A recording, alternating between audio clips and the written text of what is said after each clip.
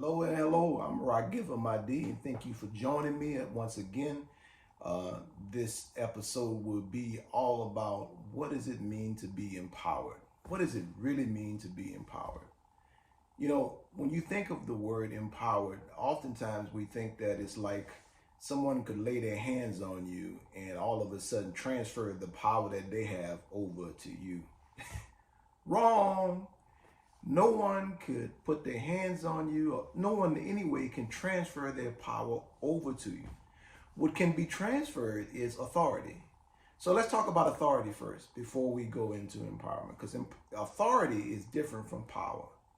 And what I mean by that is this: the collective can transfer, let's say, duties and responsibilities over to you and back you up. And in that backing of you, you have authority.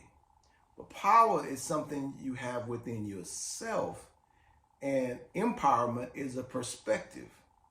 And what it's loaned into is that you have come from out of a state of disempowerment, and you are now transferred over to empowerment. Now, here's what I mean. The word empowerment wouldn't even exist if disempowerment didn't exist. You got that?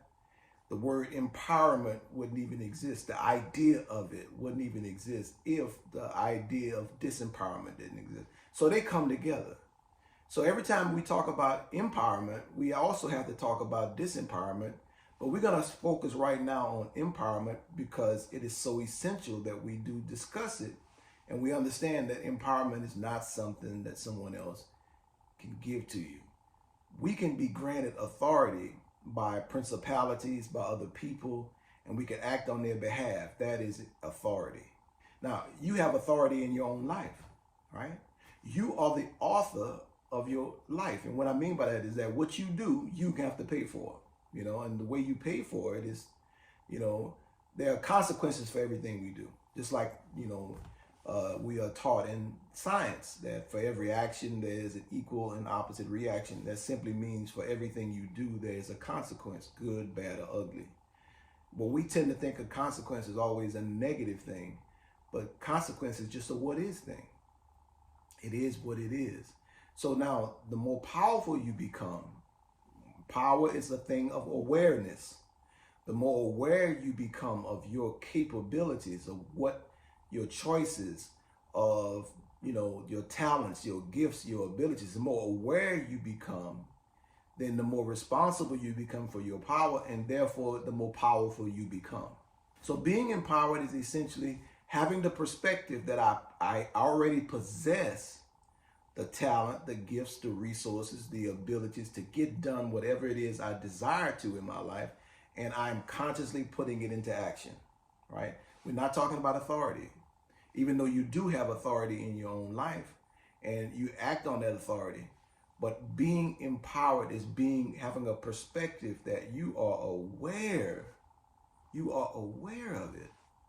See, we wouldn't even talk about power the way we talk about it if it wasn't something to do with consciousness, right? Because everybody wants to feel powerful. We've surveyed thousands and thousands of people, and we have not met anybody yet who wanted to feel disempowered or powerless.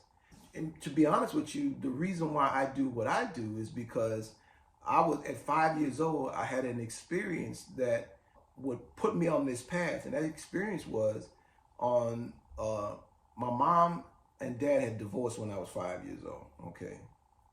And in a divorce, the marriage was pretty violent.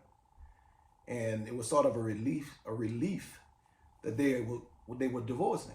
And of course, at 5 years old, you don't know what's going to happen. I just know that the violence that I saw and witnessed, it was rough to be around. It was rough to see my mother go through what she was going through. And in a lot of ways, rough to see my father go through what he was going through, because he had to be going through something in order to resort to that. So, oftentimes when we talk about this kind of stuff, we always talk about it one way. But the reality is, especially if it's your parents, there are two people involved that you love both. And so you have to be able to see or understand or try to understand, but not at 5 years old. At 5 years old, I was just completely reacting. I was helpless.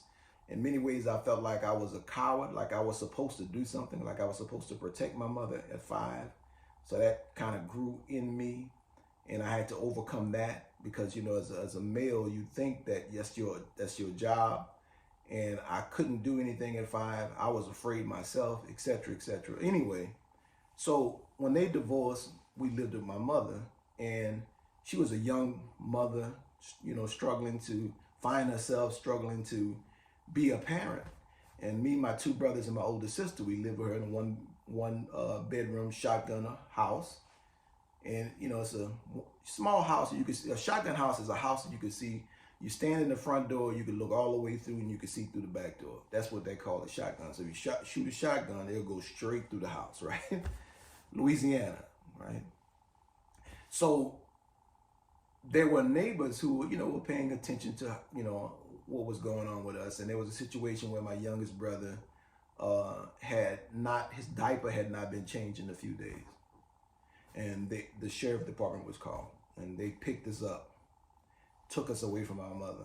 She was declared an unfit mother based upon what they found, okay? So at 5, I'm separated from my mother. My dad is not there. And then along comes this court date. And the court date is going to be to determine whose custody we're going to be put into. And so on that day, I remember sitting on the front row of the bench in the courtroom, and my uncle, who was like 4 years older than me, sitting next to me. He was 9, I was 5. And it was my grandmother, my daddy's mother, who was there. And I remember the judge saying that I've made a decision, and the decision is, I think it is in the best interest of these boys to put them in the custody of their father.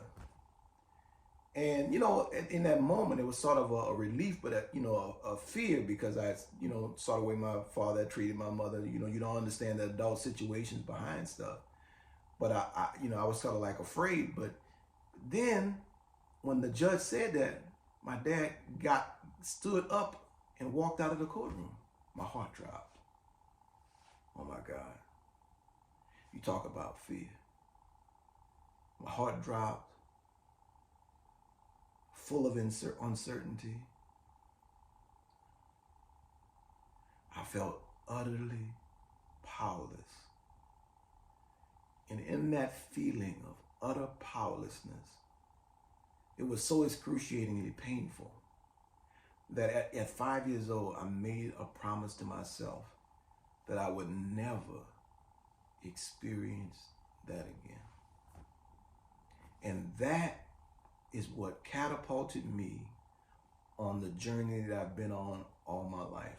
So for 50 some odd years, I've been on helping people feel and get in touch with their power. That's my job. Powering up with Ragivah Mahdi has been my handle for a while, because I've been just driven, inspired to not only not want to experience feeling utterly powerless again, but not wanting anyone else to experience feeling utterly powerless again. And so everything that I've created has been about giving you a view, a different perspective of your power, so that you can embrace your power wholeheartedly and not leave any part of your power, because your power is really you. So let's go back to empowerment. So empowerment is you recognizing that who you are is the secret to your sauce. You being empowered is you recognizing that who you are, your authentic self, is the secret to your sauce.